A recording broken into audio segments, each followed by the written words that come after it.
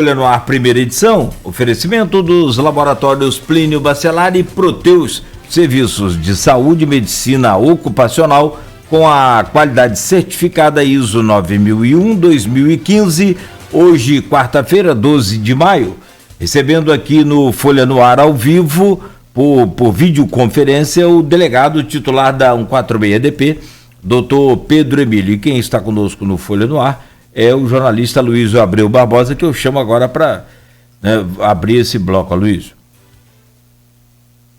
É uma pergunta que eu ia fazer no bloco anterior, mas porque o tempo estava estourando, eu deixei para isso. De maneira conceitual, vamos colocar de maneira conceitual. Parece, logicamente, sempre envolve a questão política, a gente vai abordar nesse bloco, a questão de dogma religioso, enfim.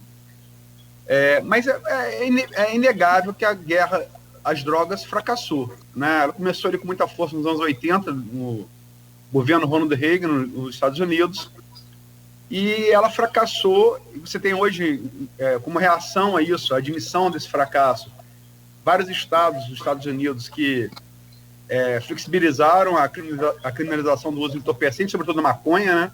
É considerada a droga mais leve. Se tem no Uruguai, país vizinho, a Holanda, sempre o caso citado, que foi o pioneiro. Eu queria saber a sua opinião, se você concorda que a guerra às drogas fracassou, e se a gente fracassou, se a gente não está enxugando gelo com ações como essas e congêneres que acabam gerando os confrontos. Bom, é um tema importante, né? Eu acho que tudo passa muito por aí realmente, Aloysio. A questão é, o que é a guerra contra as drogas, né? Você impedir que pessoas usem drogas, isso é impossível, né? Se a gente for analisar, desde o início, de quando surgiu a história escrita, o ser humano ele é adepto de entorpecentes, né?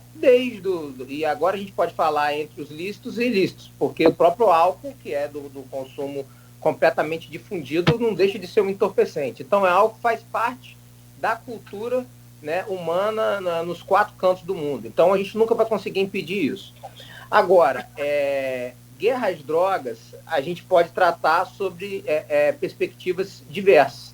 A gente pode falar do combate às drogas quanto à tentativa de se fazer com que a população, que as comunidades, que os países, enfim, deixem de consumir entorpecentes. E eu acho que nesse caso fracassou sim e sempre fracassará, né? Mas a gente também pode analisar a guerra às drogas quanto a guerra às organizações criminosas que se utilizam, né, do poderio advindo do comércio de entorpecentes para se fortalecer e, de certa forma, comprometer ou dificultar a atuação das forças de segurança pública, de repressão, enfim, a atuação estatal de responsabilização criminal dessas atividades. Ou, mais precisamente, dentro do contexto que a gente encontra no Brasil e, sobretudo, no Rio de Janeiro, que é a guerra contra a violência, né, e o comprometimento da soberania estatal. A gente tem verdadeiros grupos fortemente armados, em alguns casos com força bélica superior ao Estado, né, em atuação que precisam ser duramente combatidos sob pena de comprometimento da soberania estatal, sob pena de eles se alastrarem de tal forma que dentro de determinados territórios o Estado não consiga garantir a lei e a ordem. E aí com o comprometimento, né, da vida de todos os brasileiros que se encontram morando nessas comunidades, né? Por vezes, o narcotraficante ele é romanticizado, né? Seja na literatura, seja por alguns veículos de imprensa, seja dentro de um determinado viés ideológico, mas nós que tratamos diariamente, né, com esses criminosos, nós sabemos exatamente do que eles são capazes, tá? Chacina é o que esses indivíduos praticam. Nós temos ali estupradores, torturadores cruéis, né, verdadeiros maníacos criados dentro de uma cultura, né, de violência, de agressão, que por vezes praticam crimes completamente absurdos, como eu poderia citar diversos aqui para você, né? E quem sofre são as populações que estão submetidas, né? São as adolescentes que são estupradas por esses faccionados, né? São as mulheres que são torturadas, são os indivíduos, né, que ainda na lei de Talião tem membros amputados, né? Enfim, mutilações e chacinas de famílias inteiras, como já observamos diversas vezes, e eu estou falando de Campos dos Goytacazes, né, que é a realidade que eu estou inserido nos últimos anos. Coisas que nós encontramos rotineiramente, infelizmente, né, ou seja, mais do que gostaríamos, com toda a atuação que nós temos ali em Guarulhos, mas que nós ainda encontramos rotineiramente na nossa cidade. Você citou aí o exemplo, tem aqui o caso mais famoso ali nas casas do Nolita, que foi na sua área, inclusive, né? Coisas assim, casos escabrosos de tortura, de estupro, né? Promovidas na Associação do Tráfico de Drogas. Mas você falou, tá desde o início dos tempos, só para citar, quer dizer, a literatura ocidental foi fundada ali por Homero, né, na Ilíada e na Odisseia, que narra a Guerra de Troia, na Ilíada e na Odisseia, a volta de Odisseu, ou Ulisses, em latim, de Troia para Ítaca. E ali São Cão é poesia, né, e é narrado ali, quer dizer, é um fato ocorrido em 1300 a.C. e Homero narra no século VII a.C., quer dizer, quanto tempo faz isso? E tem uma hora que eles vão, na volta da viagem, eles vão buscar víveres numa ilha, água, comida, né? A ilha dos lotófagos. Lotófago é comedor de lótus, né? A planta que faz a heroína. E os caras escasseavam comida e ficou lá comendo flor de lótus, ou seja, isso é muito antigo, de fato. Mas agora, só para terminar o assunto do bloco anterior, eu vou fazer menção a uma outra obra, que é de cinema, da literatura, O Cidade de Deus, que trata de um confronto real, né, que ocorreu ali naquela comunidade, e mostra bem o impacto que um cara com treinamento militar, no caso é o Mané Galinha, tem quando entra no tráfico, né, porque ele foi paraquedista do Exército. Você acha que foi isso? Não há sombra de dúvida que os traficantes são muito armados, mas foi o treinamento da Polícia Civil, a ausência desse treinamento entre os traficantes, causou-se grande número de mortos? Luiz, eu tenho certeza que sim, né? A gente conhece a realidade de treinamento dos policiais que estavam envolvidos nessa ação, né? E, de fato, são pessoas extremamente preparadas tecnicamente para sobressair em determinados confrontos, né? Confrontos que eles não se propõem a ter, mas precisam de treinamento, primeiro, antes de tudo, para garantir a própria segurança, que retornarão aos seus lares. São servidores públicos que estão trabalhando, né, em favor do Estado, em nome do Estado, mas precisam voltar para casa, né? Não estão ali para morrer, né? Embora o que a gente viva se pareça muito com uma guerra urbana, né? Uma guerra civil, na verdade não deixa de ser, mas são pessoas que têm funções públicas e estão desempenhando essas funções e precisam voltar para casa, né? Mas, em segunda análise, e principalmente para fazer valer a força estatal. Então, os treinamentos são num nível de apuração, sem dúvida, diferenciado, e que foi precisamente o que fez a diferença no confronto que foi provocado e sustentado pela aqueles faccionados ligados à organização criminosa estabelecida no Jacarezinho. Vamos partir para o ponto estabelecido para o bloco. A gente trocou nele no bloco anterior. Desde que a operação foi anunciada pela Polícia Civil, primeira coletiva, foi falado em ativismo do STF.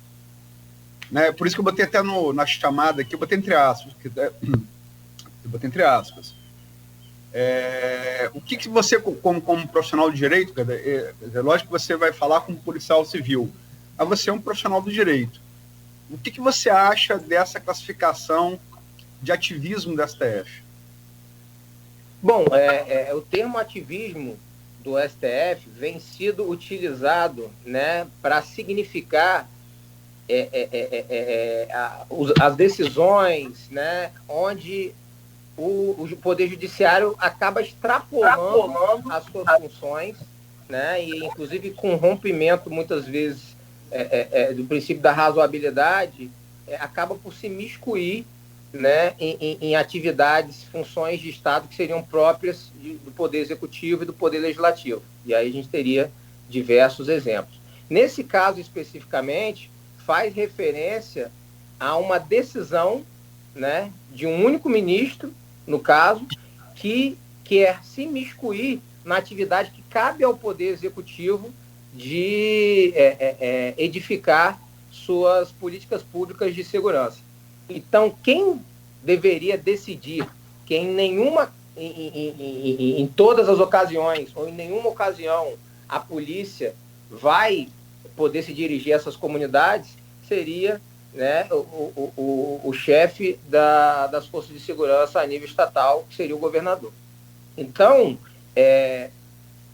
o ministro do STF, ele não está lá, principalmente porque não tem conhecimento dessa realidade, né? Não tem as armas técnicas necessárias para tomar essa decisão e, constitucionalmente, não cabe a ele e ele não tem o poder para fazê-lo.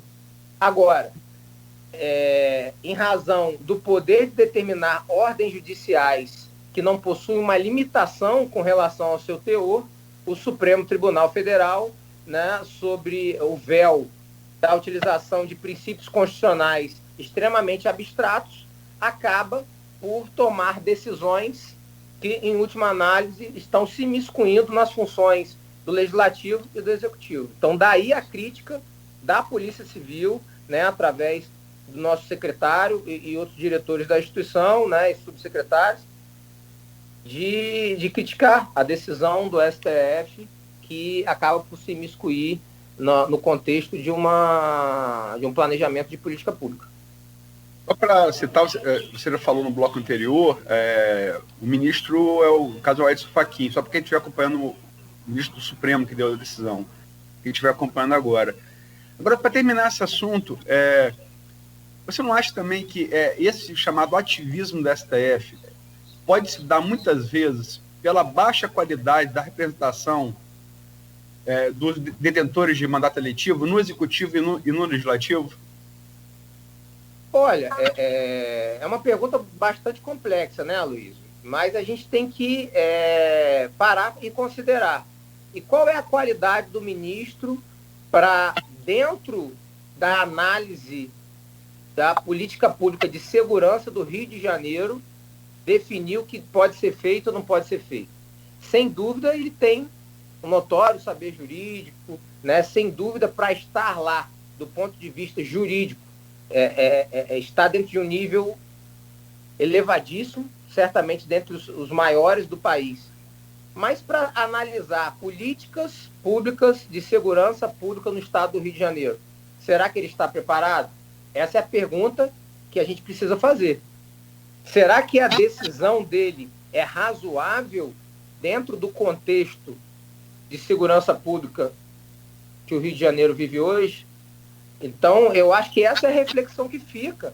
E se a gente analisar, não me parece existir a qualificação suficiente para se miscuir e definir em termos de política pública o que deve ou não ser feito. Só para encerrar esse assunto, só para dar exemplo, estou falando que se aplica ao caso. Como você falou, a questão é muito complexa de fato. Mas em temas como paridade de direito civil em relação a uma afetiva, descriminalização do uso da maconha, você não punir o usuário de maconha, por exemplo. Isso foi o STF que não na frente do Legislativo. Né? Isso não aconteceria se não fosse a ação do STF. Não estou dizendo que uma coisa que acontece nesses temas tem que ser aplicada também à segurança pública. Mas é um exemplo de que o STF andou um pouco à frente e entender de muitos analistas de maneira positiva. Como é que você vê? Bom, primeiramente a gente precisa colocar que a Constituição da República, ela prevê, né, a chamada sistemática de freios e contrapesos.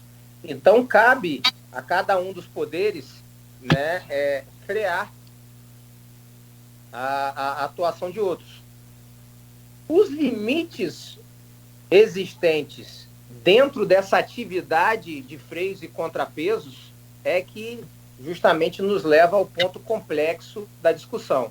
Até onde cabe ele, né, a cada um desses poderes, caminhar nessa sistemática de freios e contrapesos. E a crítica que se tem feito, né, e para isso utilizo o termo ativismo judicial, é que o Poder Judiciário, principalmente através do STF, estaria extrapolando em muito esses limites, certo? De modo a comprometer o balanço ideal, ou seja, o equilíbrio ideal, né? E aí o equilíbrio político entre cada um desses poderes. Sem dúvida, nós teremos decisões extremamente acertadas do Supremo Tribunal Federal, né? E que se encontram dentro de sua esfera, né, de poder, sobretudo analisando dentro de um viés de freios e contrapesos a uma atuação não, digamos, uma atuação não suficientemente competente de um determinado poder, como o exemplo que você deu. Mas haverá também atuações que estarão extrapolando esses limites, e aí além do que a Constituição permitiria, e aí sim, né, causando um desequilíbrio político conforme a ordem estabelecida pela Constituição. Vou partir para o outro tema que a gente pré-pautou, e você tocou nele no bloco anterior. É inegável que esse episódio do Jacarezinho, como a própria pandemia, se tornou, né, se você é de esquerda, você critica a operação. Se você é de direita, você bate palma para a operação. Isso já de cara, e a coisa se acentuou muito nas redes sociais. Fake news dos dois lados. Né? Como é que você vê essa ideologização da segurança pública? Porque é inegável que a esquerda, sobretudo latino-americana, vê o bandido, você falou isso no bloco anterior, como uma espécie de herói de sistema, né? Sobretudo quando ele é egresso das classes mais baixas, né? Contra o sistema opressor capitalista. E a direita, sobretudo essa extrema-direita brasileira, que chegou ao poder com o Bolsonaro, é aquela máxima do velho Sivuca, né? Que Bolsonaro repaginou, bandido bom, bandido morto. Entre uma coisa e outra, qual o ponto de equilíbrio? Bom, Aloysio, primeiramente, quem sou eu para dizer exatamente qual seria o ponto de equilíbrio, né? Sou mais um indivíduo, né? E tenho, assim, o meu pensamento, né? Primeiramente, eu acho que o meio do caminho é sempre o ideal, né? O bom senso, ele sempre foi definido, né, como algo temperado, né? Algo que não está dentro de um radical nem de outro. Eu acho que dentro desse tema, nosso principal objetivo tem que ser separar uma atuação que, do ponto de vista de atividade do Estado, não é nova, né? Nossa Polícia Civil, que é a Polícia Civil do Rio, que é a Polícia Civil mais antiga do Brasil, completou 213 anos anteontem, ela não começou a combater o crime no governo Bolsonaro, nem no governo Lula, enfim, e nem recentemente, né? Nós já estamos aqui fazendo isso e, sobretudo, combatendo o narcotráfico organizado há décadas. Ou seja, principalmente, né, e exatamente desde que ele nasceu. A gente poderia colocar aí os últimos 40 anos como interregno temporal. Então, operações como essas, elas já ocorrem há décadas e não estão sujeitas à ligação com um contexto político ou outro. Como eu falei no início do nosso papo, trata-se de uma função essencial de Estado, né, com metas claras e objetivos estratégicos, conforme o atual status de constitucionalidade da segurança pública, que precisa gerar resultados. E gerar resultados no sentido de trazer melhoras, né, e mesmo a evolução do status atualmente encontrado, independentemente de ideologias políticas, independente de interesses, enfim, do momento. Aproveitar o gancho aí, a Luísa falou em rede social, e hoje é assim, você dá um bom dia aqui, mas se for 12:01 por acaso, né, daqui a pouco vai ter gente falando, locutor, âncora da rádio, tal, tá falando bom dia no lugar de boa tarde. É assim, é instantâneo, né? É imediato.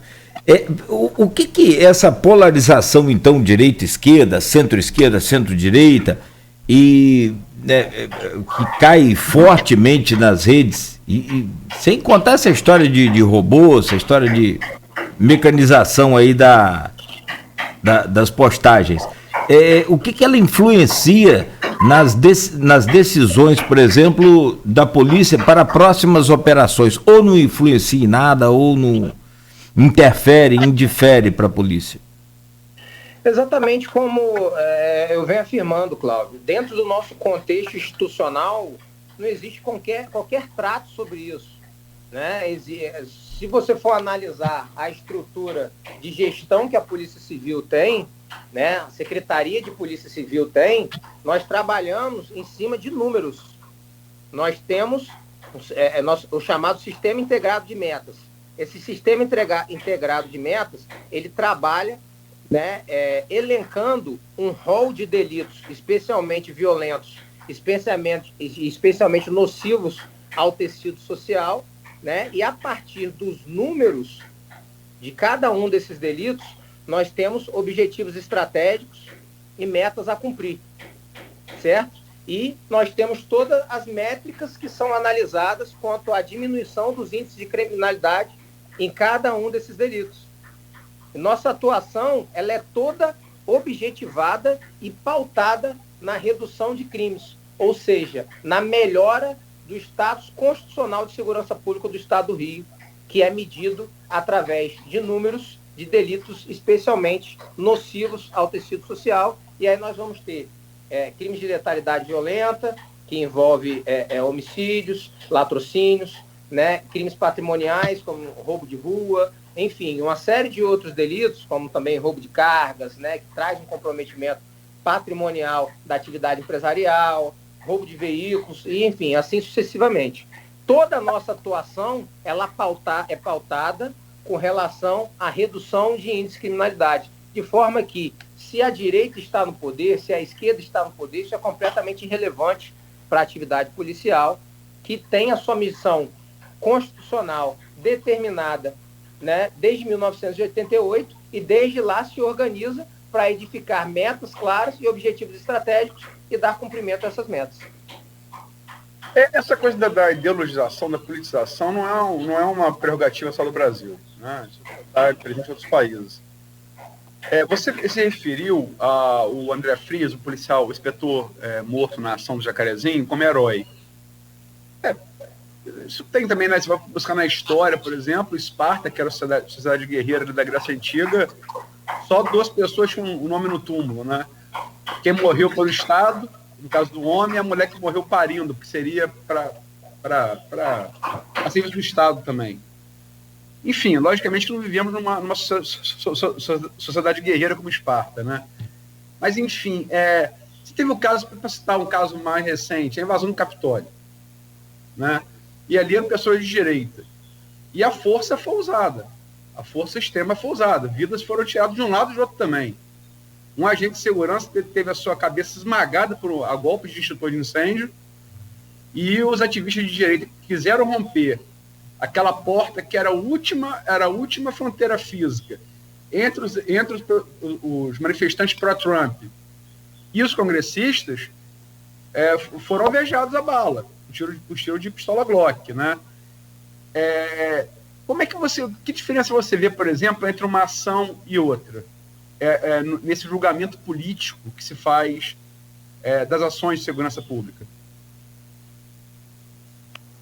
Não, a diferença que eu vejo uma ação e outra foi a contestação quanto à escolha dos policiais ali presentes em se comportar de acordo com o Instituto da Legítima Defesa e responder, né, com fogo aos manifestantes que atentavam contra suas vidas, que foi exatamente a mesma coisa que aconteceu aqui na Operação do Jacarezinho. A diferença é que aqui a polícia passa a ser demonizada em razão disso.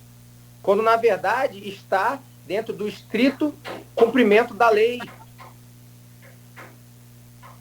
O que nos Estados Unidos, em momento nenhum, foi contestado nem por um lado, nem por oposição, nem por situação e nem pela própria direita que acabou vitimada dentro daquele contexto. Então, na verdade, eu acho que lá eles souberam tratar uma coisa como uma coisa e outra coisa como outra coisa. Existia ali um embate político estabelecido, né, uma contestação quanto ao que ocorria, né, no contexto político naquele momento, que produziu a manifestação, que se aqueceu e gerou a invasão ao Capitólio. Isso foi totalmente separado da atividade policial de conter a invasão e responder com fogo a quem extrapolou os limites da legalidade dentro da manifestação.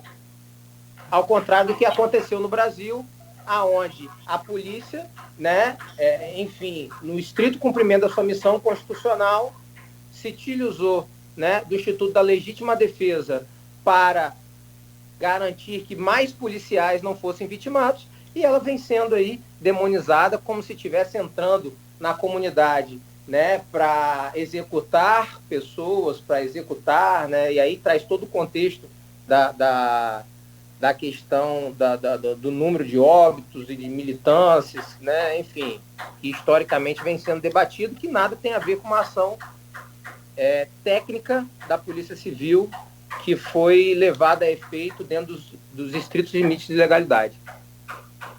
Fazer uma outra pergunta e depois passo para o Nogueira para ele fechar o bloco. Mas teu bate-cum aí é da onde? Rapaz, o vizinho aqui me complicou. Nosso intervalo, eu vou interfonar, pedir para parar um cadinho só para a gente terminar a entrevista, mas é uma obra no apartamento de cima. Desculpa. Não, tranquilo. Acontece, também fiquei com obra aqui no vizinho aqui um tempo. Home office é um problema. A diferença, Luiz, desculpa, a diferença é que você não é delegado, né? E aí... É verdade. Quando o delegado pede é uma coisa. Mas não, mas o seu vizinho... Não, mas Não, mas é só lembrar, na época o Aloysio pediu, o vizinho também depois parou. Pedi, né? Aquela coisa como um acordo, convivência, né? Boa vizinhança. Eu expliquei a situação, eu tinha que fazer programa, né? Então eu pedi que a obra começasse a partir das 9. Aí quando estendi o programa, o cara aqui, o pedreiro, vinha reclamar comigo, deixa eu trabalhar também. Então a gente foi levando. Mas enfim, Pedro, a última pergunta que tem que fazer em relação ao tema desse bloco como é que você e seus colegas, e aí fala de testemunho mesmo, como é que vocês encaram essa vilanização, e aí não estou falando de juízo de valor, dizendo que está certo ou que está errado, tá? Mas a vilanização da ação policial, isso estimula ou desestimula o trabalho de vocês? E a segunda pergunta dentro desse contexto, de novo usando o exemplo dos Estados Unidos, aquela morte de George Floyd, ela foi uma coisa que mudou a história do mundo, literalmente, né? Como a filha dele disse, meu pai mudou o mundo, disse pro então candidato ao presidente Joe Biden, hoje presidente dos Estados Unidos. Foi sufocado até a morte por um policial, George Floyd negro, em Minneapolis, né? E estava já dominado, desarmado, uma infração menor, estaria tentando passar uma nota falsa de $20, e gerou toda essa reação no mundo todo. Você faz um paralelo entre uma coisa e outra, por quê? São duas perguntas. Bom, eu acho, primeiramente, que o fenômeno preconceito policial, vamos reduzir assim, é diferente no Brasil e nos Estados Unidos.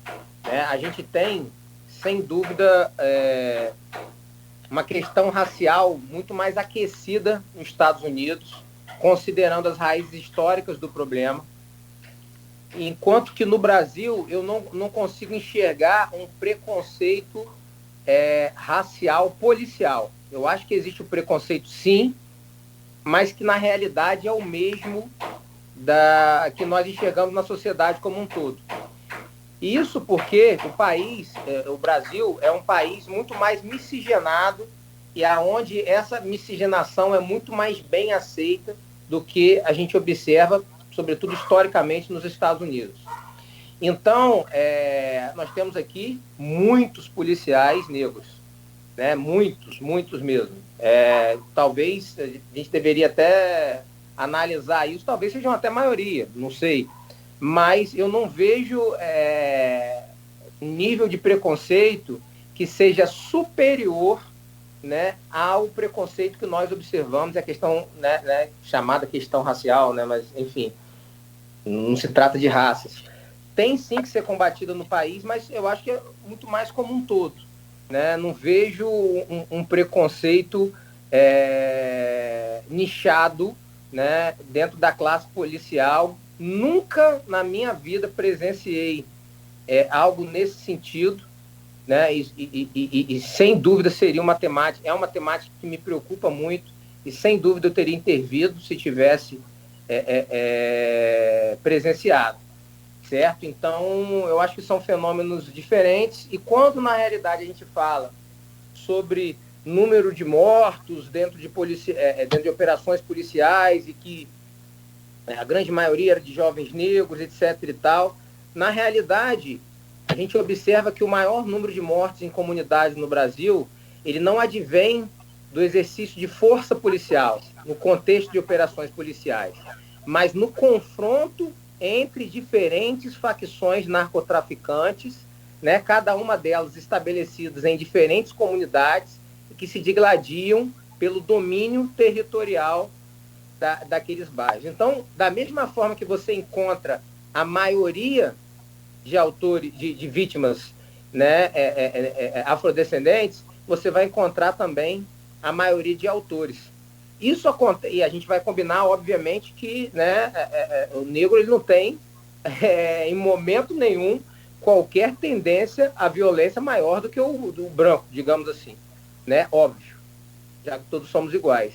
Só que, a partir do momento que 80% da população dessas comunidades é negra, autores e vítimas serão, em sua maioria, negra, uma vez que a maioria dos confrontos que geram mortes ocorrem entre diferentes facções. Então, na verdade, a pergunta que tem que se fazer, né? E aí é que eu repito, a gente age na consequência, não na causa. A pergunta que tem que se fazer é: por que 80%, 90% da população que habita essas comunidades é negra?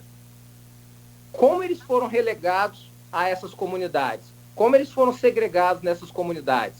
Como lá atrás, após a abolição da escravatura, ocorreu a criminalização da cultura dos escravos, como que ocorreu a dificultação do acesso a postos de trabalho, a uma vida digna, como que ocorreu,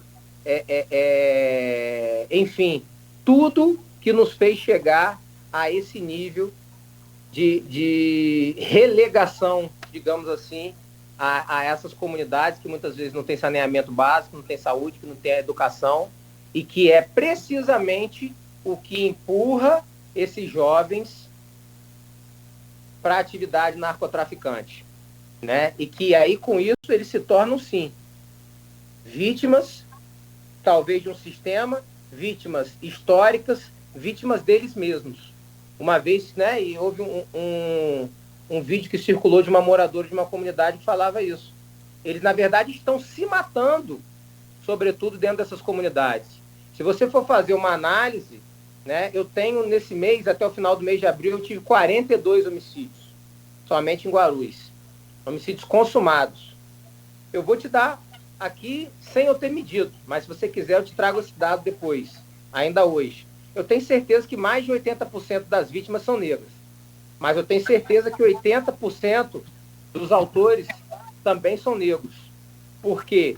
Porque todas essas mortes, ou pelo menos 80% dessas mortes, aconteceram num contexto de embate entre facções narcotraficantes de comunidades diversas. Então, a pergunta é por que 80% 90% dessas comunidades é composta por negros. Qual o contexto histórico que nos levou até essa realidade? Então, eu estou dizendo isso porque, embora o homicídio do negro apareça mais fortemente quando ele ocorre no contexto de um enfrentamento onde está envolvido o poder público através das instituições policiais, 90% da morte de negros ocorre no embate entre diferentes facções. E aí estarão envolvidos dos dois lados, moradores das comunidades, que vêm a ser 80%, 90% composta por negros. Eu acho que a problemática é basicamente essa. Não tenha dúvida, a história nos conta isso, né? Desde a abolição, meu pai que dizia, começou errado, vai terminar errado. E desde a abolição, né, da escravatura, tá bom, então os senhorios liberavam os escravos. Bom, vocês podem ir embora então, a partir de hoje vocês não são escravos. Embora para onde? Morar onde? Comer o quê? Viver de quê? Não é? Então, muito complicado. Na verdade, Cláudio, foi muito pior do que isso, né? Houve um esforço no sentido da criminalização de condutas que não traziam ameaça a quaisquer bens jurídicos, né? No sentido de encarcerar essa população, de afastá-las das oportunidades. Sim. Né? E ao longo desse 100 e tantos anos, né, acabou se produzindo a realidade que hoje está aí e que precisa ser, sim, combatida através de ações afirmativas, né, conforme a militância vem largamente falando, inclusive, muito melhor do que eu. Perfeito, são 8h38. Aqui, só, se vocês me permitem, não alongar não, mas com o apoio aqui do Carlos Alberto, ele achou aqui uma informação, eu acho relevante, importante a gente acrescentar aqui e depois comenta no próximo bloco. Policial morto no Jacarezinho pode receber promoção por bravura. O inspetor da Polícia Civil, André Leonardo de Melo Frias, que foi morto durante a operação no Jacarezinho, poderá ser promovido por bravura. A proposta do deputado estadual Felipe Poubel, do PSL da Alerj, foi encaminhada ao governador do Rio, Cláudio Castro. O pedido de promoção aconteceu, eu achei interessante isso aqui, e lamentável, após o parlamentar tomar conhecimento por colegas de farda do agente que a família do policial está enfrentando dificuldades financeiras. O inspetor André Frias era casado e tinha um enteado de 10 anos. Ele era filho único e deixou a mãe aí acamada há 3 anos por causa de um AVC. São 8h39. A gente faz uma pausa rápida e volta a conversar aí com o doutor Pedro Emílio, delegado titular da 146DP ao vivo. Aliás, tem várias intervenções também aqui, meu caro Aloysio, no streaming. A gente pode trazer, tem até roubo de gado em Morro do Coco, tem uma série de intervenções aqui. A gente passa tudo para o delegado daqui a pouco. 8h40, oferecimento dos laboratórios Plínio Bacelar, Proteus, serviços de saúde e medicina ocupacional, qualidade certificada ISO 9001-2015.